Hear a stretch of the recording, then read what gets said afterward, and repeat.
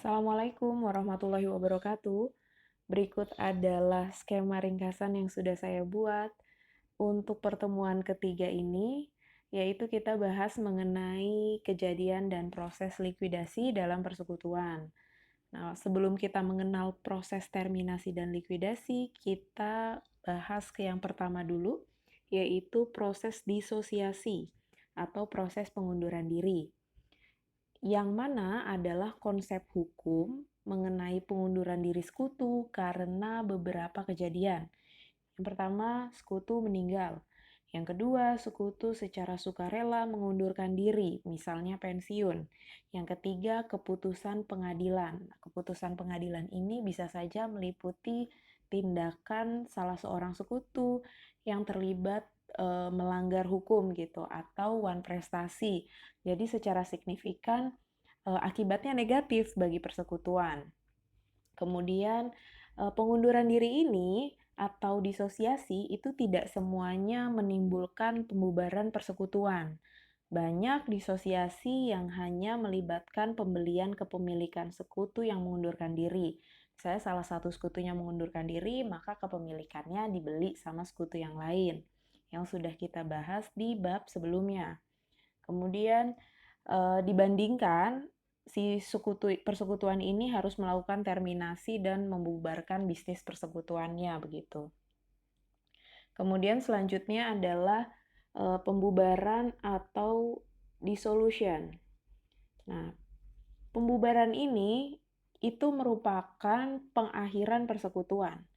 Jadi contoh-contoh kejadian yang mungkin saja terjadi dan akan berdampak kepada pembubaran persekutuan adalah keputusan pengadilan juga jika tujuan ekonomis persekutuan tampaknya tidak dapat tercapai atau targetnya nggak tercapai gitu, labanya itu nggak tercapai.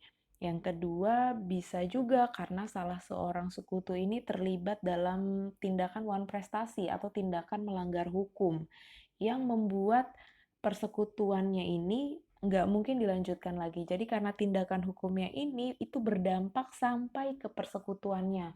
Jadi nggak boleh jalan lagi. Itu salah satu contoh kejadian yang bisa, salah dua ya, contoh kejadian yang bisa berakibat pembubaran persekutuan. Dalam proses pembubaran, persekutuan itu harus melalui proses yang namanya terminasi dan likuidasi.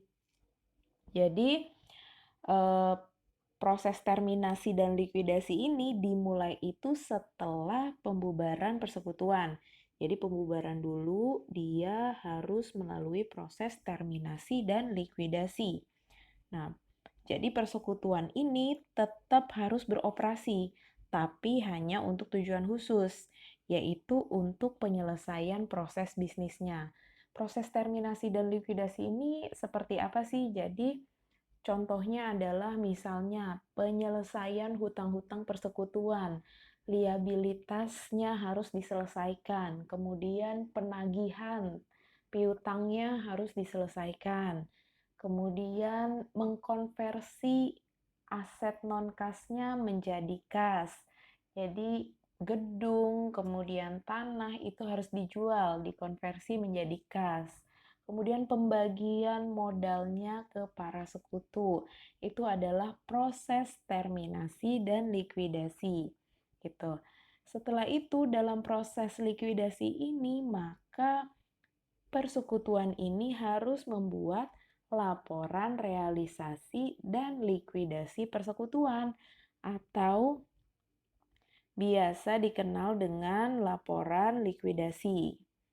Nah, laporan likuidasi ini akan menjadi dasar pembuatan ayat jurnal untuk mencatat likuidasi. Maka harus dibuat laporan likuidasinya. Nanti ada jurnal-jurnal yang muncul. Akan saya berikan ilustrasinya di video selanjutnya. Likuidasi sendiri itu ada dua model. Yang pertama likuidasi lamsam dan yang kedua adalah likuidasi bertahap. Likuidasi lamsam di mana seluruh aset dikonversi menjadi kas dalam waktu yang sangat pendek. Jadi waktu periodenya nih pendek. Kalau likuidasi bertahap, dia memerlukan beberapa bulan dalam penyelesaiannya. Jadi periodenya itu jauh lebih panjang dibandingkan dengan likuidasi lamsam.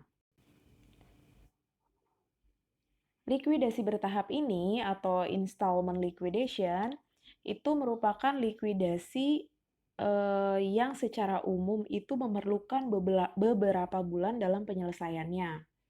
Jadi harapannya apa? Jika periodenya panjang, jadi harapan persekutuan dia tujuannya itu untuk memperoleh jumlah realisasi aset sebesar mungkin.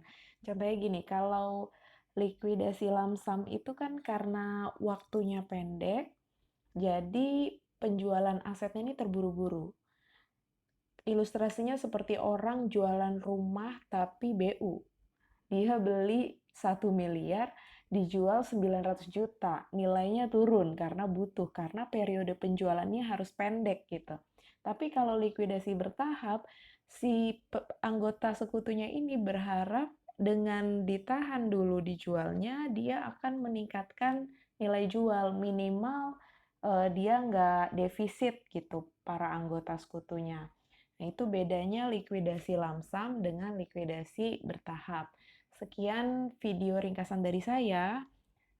Tolong dibaca materi yang sudah diberikan ya. Untuk ilustrasinya di video selanjutnya. Terima kasih. Assalamualaikum warahmatullahi wabarakatuh.